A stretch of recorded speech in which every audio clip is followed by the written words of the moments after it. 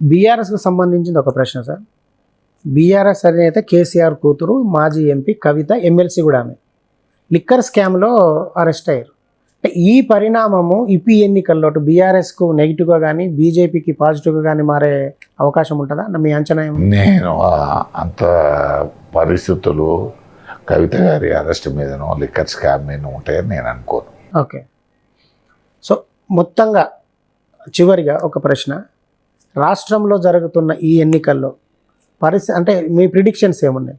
అంటే ఏ పార్టీ, ఎందుకంటే మనం బీజేపీ మేమే ఛాంపియన్స్ అంటుంది, కాంగ్రెస్ పోలరైజేషన్లో కీలక పాత్ర మైనార్టీలది తెలంగాణలో. తర్వాత మొన్నటి వరకు ఎంఐఎం బీఆర్ఎస్ పార్టీ మిత్రపక్షంగా వ్యవహరించినారు. ఇప్పుడు ఆ పరిస్థితి ఉన్నట్టు కనబడతలేదు, కొంచెం కాంగ్రెస్ వైపు సైడ్ అయినట్టు అనిపిస్తుంది. పడుతుంది.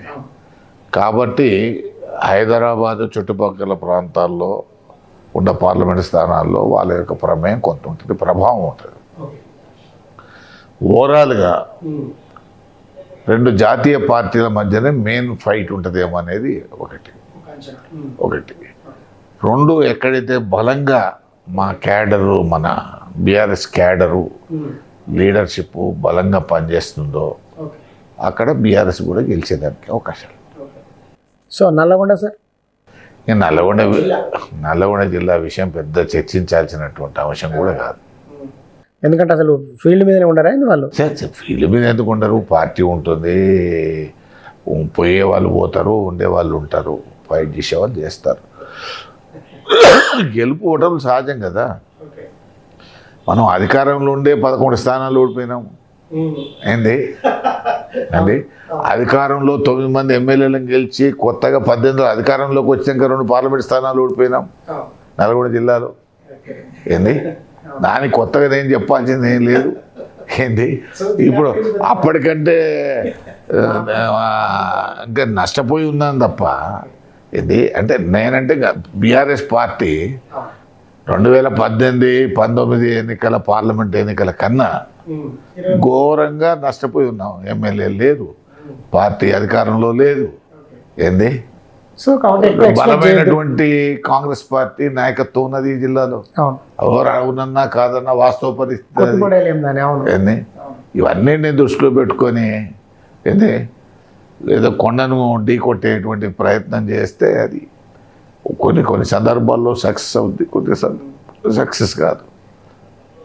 నాయకత్వం అనేటువంటిది సమిష్టిగా ఉండి ఫైట్ చేస్తేనే సాధ్యమవుతుంది.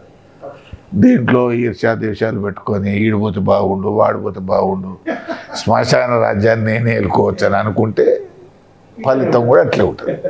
సో అంటే మీ మొత్తంగా మీ ఇంటర్వ్యూ అంతా నేను మీతో మాట్లాడిన తర్వాత ఈ అర్ధగంట 40 నిమిషాలు మీరు కాంగ్రెస్ వైపు కొంచెం మొగ్గు చూపుతున్నారేమో అని అనిపిస్తుంది. నేను కాంగ్రెస్ వైపు మొగ్గు చూపట్లేదు, బీఆర్ఎస్ వైపు కూడా మొగ్గు చూపట్లేదు. ఎస్, నా పోస్టే అది ఏంది. కాకపోతే ఇంకా కేసీఆర్ మీద నాకు ప్రేమ ఉన్నమాట వాస్తవం. ఎందుకంటే ఒక అభిమానం, ప్రేమ, తెలంగాణవాదిగా. ఎందుకంటే ఇవాళ కొత్త వీళ్ళంతా నిన్న మొన్న ఆయన దగ్గర చెంచాగిరి చేసిన వాళ్ళు, కానీ 96లోనే మేమిద్దరం శ్రీరామ్ సాగర్ ప్రాజెక్టు మీద తెలంగాణ గురించి మాట్లాడుకున్న వాళ్ళం. తెలంగాణ ఉద్యమాన్ని స్టార్ట్ చేస్తానని చెప్పిన ఆయన విన్నాయన నేను. కేసీఆర్ కూడా నాకు మంత్రి పదవి రాలేదని నేను తెలంగాణ వైపు పోయినాయని అంటున్నారు. దాని సాక్ష్యం సుఖేందర్ రెడ్డి గారే ఏంది. నేను ఆ రోజు ఆంధ్రప్రదేశ్ డైరీ చైర్మన్ ఏనారా. ఇద్దరం నిర్మల్ బై ఎలక్షన్లో ఆయన ప్రిన్సిపాల్, నేను వైస్ ప్రిన్సిపాల్ ఏంటి టీడీపీలో ఏనా. అటువంటి సందర్భాల్లో కలిసి ఉన్నటువంటి వాళ్ళం. ఆయనకు తెలంగాణ మీద ఒక ప్రత్యేకమైనటువంటి అభిమానం తెలంగాణకు. సరే, తర్వాత అధికారంలోకి వచ్చిన తర్వాత మొదటి సంవత్సరం చాలా బ్రహ్మాండంగా మొదటి 5 ఏళ్ళు చేసినాడు. రెండోసారికి వచ్చే వరకు కొంత ఆయన కూడా మార్పు వచ్చింది. ఆ మార్పుల ప్రభావమే ఇంత డిజాస్టర్ అయింది ఏంది. మరి వేరే వాళ్ళని నేను తప్పు పట్టను, ఎందుకంటే మంచి అయినా ఆయనదే, చెడైనా ఆయనదే.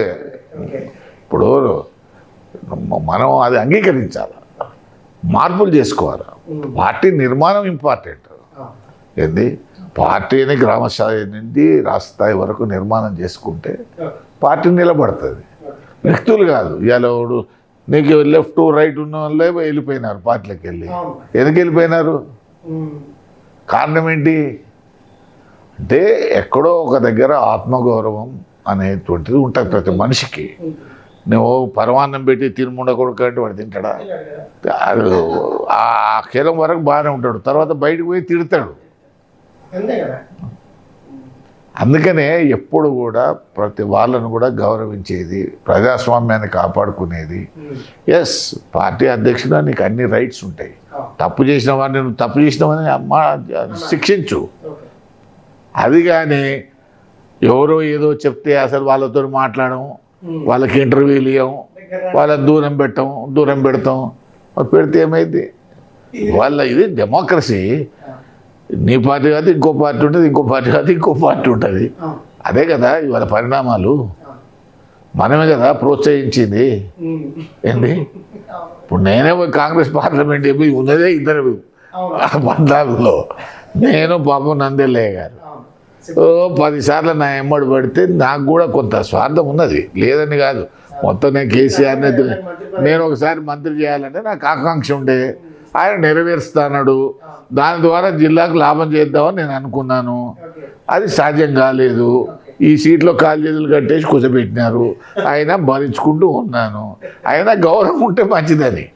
ఏంది అంతే తప్ప వేరే ఏం లేదు. అంటే మీరు కాంగ్రెస్ వైపు మొగ్గు చూపుతున్నట్టు అనిపిస్తుందని ఎందుకన్నానంటే, సో ఈ ప్రభుత్వం ఇప్పుడు అధికారంలో కాంగ్రెస్ ఉంది కదా, మీ పాత పార్టీనే కదా, మీకు ఏదైనా మంత్రి పదవి ఇచ్చే లేదు. నాకు ఆలోచన లేదు, అటువంటి ఆశ లేదు. ఏంది ఎందుకంటే సీఎం గా ఉంది నాకు ఆలోచన లేదు, అటువంటి ఆలోచన అసలు లేదు.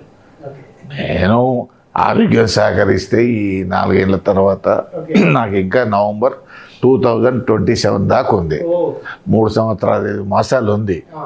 దగ్గర 4 ఏళ్ళు. దీన్ని న్యాయంగా ధర్మంగా నడపాలనే ఆలోచనలు ఉన్నాను. ఎవరి ఒత్తిళ్లకు లొంగదలుచుకోలేదు. ఇప్పటికే నా మీద ఒక బ్లేమ్ వచ్చింది. మననే కోదండరాం గారిని ప్రమాణ స్వీకారం చేయకుండా సుఖేందర్ రెడ్డి గారి అడ్డుకున్నాడని, దాంట్లో కేసీఆర్ కుట్ర ఉందని. నేను ఇవాళ కూడా చెప్తున్నారు, కేసీఆర్ గారి కుట్ర లేదు, సుఖేందర్ రెడ్డి ప్రమేయం లేదు. నేను వాస్తవంగా 26 జనవరి నాడు సిక్ అయినాను. 26 జనవరి నాడు ఉదయం నా శాసన పరిషత్తులో జెండా వందన కార్యక్రమం సందర్భంగా Sridhar Babu legislative affairs minister వచ్చాడు. తర్వాత బల్మూరు వెంకట కొత్తగా గెలిచిన ఆయన వచ్చాడు. మా మహేష్ కుమార్ గౌడ్ గారు వచ్చారు, కొత్తగా గెలిచిన ఎమ్మెల్సీ. వాళ్ళే 31వ తారీఖు 3:30కు టైం ఏమని అడిగారు. నేను టైం ఇచ్చినాను. నాకు 27, 28, 29, 30 తారీఖు దాకా మాకు all India presiding officers conference బాంబేలో ఉండే, పోయే ప్రోగ్రాం కూడా ఉండే. కానీ నాకు ఆ రోజు తీవ్రమైనటువంటి కాఫ్, జ్వరం ఉండడం వల్ల నేను పోలేకపోయినా. ఈవెన్ 26 జనవరి ఈవినింగ్ హెట్ హోమ్ కూడా పోలేకపోయినా. 27 ఉదయం వీళ్ళు 11:30కు ఆ ప్రాంతంలో మాకు ప్రమాణ స్వీకారం చేయమని చెప్పి వచ్చి మా ఆఫీస్లో కూర్చున్నారు. అప్పుడు గజెట్ కూడా రాలేదు. అయితే బాబు నేను సిక్కున్నాను, వాళ్ళకి 31 డిసెంబర్ నాడు టైం ఇచ్చినాను, ఆ సేమ్ టైం మీకు కూడా చేస్తానని చెప్పినాను. కానీ కావాలనే కేసీఆర్ సుఖేందర్ రెడ్డి గారు కూడా పలుక్కొని కోదండరాం గారిని అడుగు, ఇది మాత్రం వాస్తవం కాదు.